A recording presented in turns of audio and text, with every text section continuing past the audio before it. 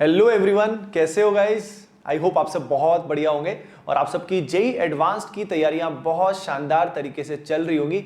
So guys, मैं हूं विनीत खत्री और आज इस वीडियो में हम बहुत ही इंटरेस्टिंग बात करने वाले हैं। देखो, जैसे कि आप सबको पता है कि जेई एडवांस में खासकर 2018 में बहुत शानदार क्वेश्चंस आए थे। ऑर्गेनिक केमिस्ट्री में काफी बड़े बड़े क्वेश्चन आए थे। बड़े बड़े क्वेश्चंस पहले भी आए हैं, लेकिन 2018 में और भी बड़े बड़े क्वेश्चन आए थे। और as I have seen, students को काफी फोबिया रहता है कि उस तरह के क्वेश्चंस हम कैसे हैंडल करें, हम ऐसा क्या करें कि वो क्वेश्चन हमसे हो जाए। सही है। तो इस वीडियो में हम लोग इसी बारे में बात करने वाले हैं, that how to handle such big questions. तो उसमें एक थोड़ा लेंदी क्वेश्चन, जो बड़ा क्वेश्चन है, उसको हम लेने वाले हैं और उसी के बेसिस पे हम देखेंगे कैसे उसको टैकल करना होता है, क्या उसकी अप्रोच करनी होती है। सो गाइस, इस वीडियो को बिल्कुल एंड तक आप जरूर देखना, तभी आपको इसका पूरा बेनिफिट मिल पाएगा। ओके गाइस, तो चलिए क्वेश्चन को स्टार्ट करने से पहले आपके लिए इंपॉर्टेंट इंफॉर्मेशन है। जैसा कि आप ऑलरेडी जानते हैं कि मेरे जो लाइव कोर्सेज हैं जेई एडवांस 2019 को टारगेट करते हुए,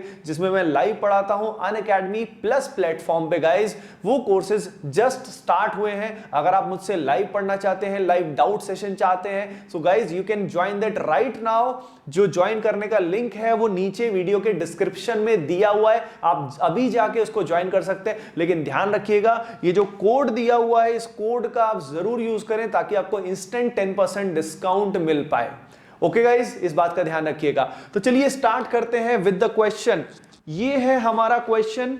इस क्वेश्चन को आप ट्राई भी कर सकते हो। अगर आपने अब तक ट्राई नहीं किया है तो you can try that question properly. ठीक है ना। तो वीडियो को पॉज करके ट्राई कर सकते हो। फिर मैं आपको बताता हूं कि कैसे इस तरह के क्वेश्चंस को टैकल करना होता है। ओके, तो देखो, आई एज्यूम दैट आपने इस क्वेश्चन को जरूर प्रॉपर ट्राई किया होगा। ठीक है ना। अब मैं आपको बताता हूं कैसे इसको हैंडल करना होता है। तो देखो, सबसे पहले दिया हुआ है aniline reacts with mixed acid at 288 kelvin to give P, Q and R. Aniline का रिएक्शन कर रहे हैं। अब एनिलीन की कौन सी रिएक्शन है, पहले तो ये क्लियर होना चाहिए। ठीक है ना। एनिलीन की रिएक्शन हो रही है, नाइट्रेशन हो रही है। ओके, नाइट्रेशन में जो ये डेटा है 51, 47, 2%, ये किस में दिया हुआ है, एनसीईआरटी में दिया हुआ है। अब इसके अंदर पी क्यू आर में से अगर देखा जाए तो यहां पे हमने क्या लिया हुआ है, हमने यहां पे लिया हुआ है आर, और आर जो है वो माइनर है। तो आपको पहले तो पता होना चाहिए था यहाँ पे कि माइनर कौन से वाला है। तो इसके लिए एनसीईआरटी बहुत काम की चीज है, यानी perfectly with in the syllabus है, आउट ऑफ द सिलेबस कुछ भी नहीं है।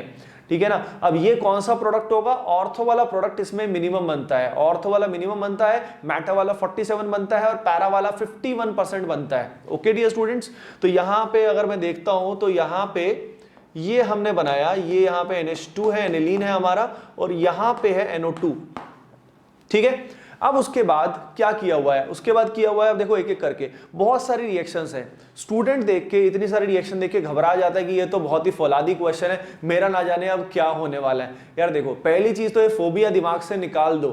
ठीक है ना। हर एक रिएक्शंस को इंडिविजुअली हम देखेंगे। यू विल सी कि कोई भी रिएक्शन आउट ऑफ सिलेबस, कोई भी फालतू का रिएजेंट नहीं यूज किया गया है, properly with in the syllabus है।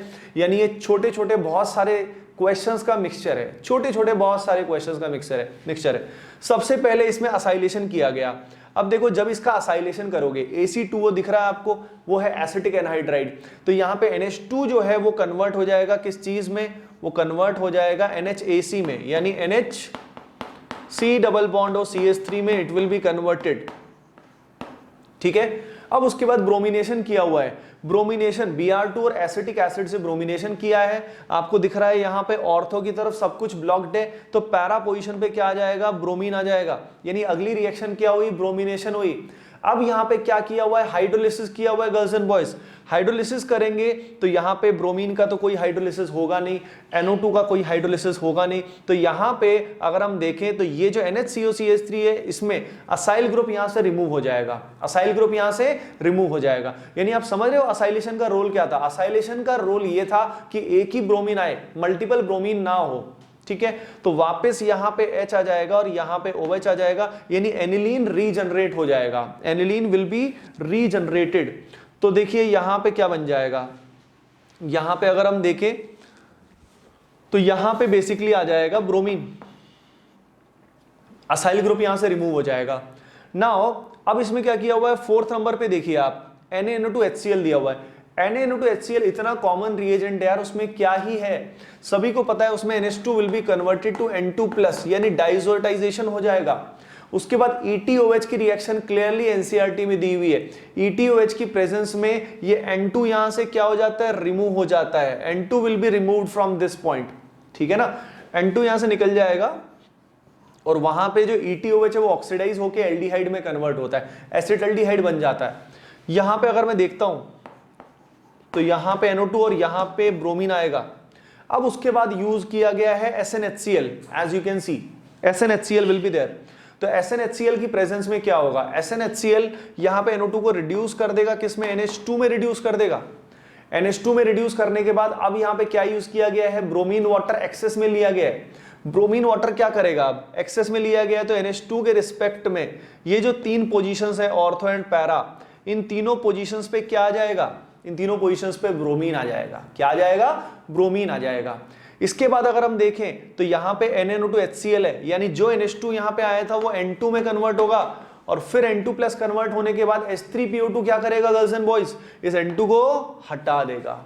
यानी ये जो 4 पोजीशंस हैं, दीज 4 पोजीशंस, यहां पे ब्रोमीन आ जाएगा, यानी correct answer will be Delhi. Got it. यानी ये क्वेश्चन डिफिकल्ट ट्रिकी किसी भी एंगल से नहीं है। ये क्वेश्चन है थोड़ा लेंदी क्वेश्चन, थोड़ा नहीं, ठीक ठाक लेंदी क्वेश्चन है, लेकिन अगर इसमें आपको रिएक्शंस आती हैं तो आपसे ये क्वेश्चन आसानी से हो जाएगा। ध्यान से देखना, कोई भी रिएक्शन इसमें आलतू फालतू नहीं है।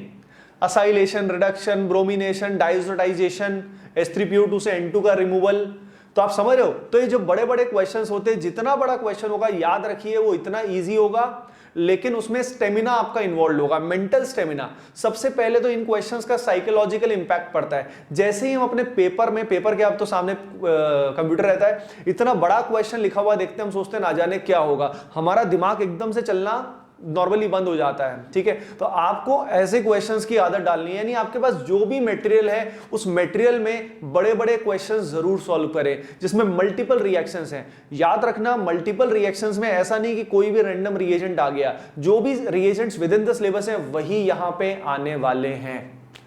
ओके डियर स्टूडेंट्स, ठीक है ना। और ऐसे क्वेश्चंस जो स्टूडेंट आप में से मुझसे लाइव पढ़ते हैं अनअकैडमी प्लस पे, उनने देखा होगा कि इस तरह के क्वेश्चंस, बड़े क्वेश्चंस अपन लोग डील भी करते हैं, ठीक है ना। सो गाइज, इस तरीके से हमको बड़े क्वेश्चन हैंडल करने होते हैं। बड़े क्वेश्चन को छोटे छोटे टुकड़ों में डिवाइड करो, but the main thing is वो छोटे छोटे टुकड़े आपको अच्छे से आने चाहिए। आपको टिप्स पे होना चाहिए, असाइलेशन क्या होता है, डाइसोटाइजेशन क्या होता है, ब्रोमीन वाटर एक्सेस में डालेंगे तो क्या होगा, रिडक्शन करेंगे तो क्या होगा। यानी ये सारी चीज अगर तुम्हें क्रिस्टल क्लियर है तो जेईई एडवांस में क्वेश्चन आपसे सॉल्व होगा। जो छोटे क्वेश्चंस आते हैं, याद रखना, वो थोड़े से ट्रिकी और इंटरेस्टिंग क्वेश्चंस होते हैं। इस तरह के लेंदी क्वेश्चंस भी आ सकते हैं, दोनों तरह के मिक्स भी हो सकते हैं, ध्यान रखना इस बात का। तो बड़े क्वेश्चन से घबराने की जरूरत नहीं है, आप उसको इजीली टैकल कर पाएंगे। बस मेन बात है, इट्स ऑल अबाउट प्रैक्टिस। इस तरह के क्वेश्चंस आप सॉल्व करोगे तो everything will be very well.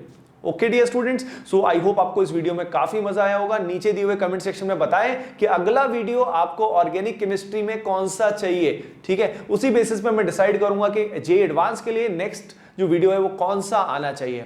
Okay guys, bye bye, take care and see you in the next video.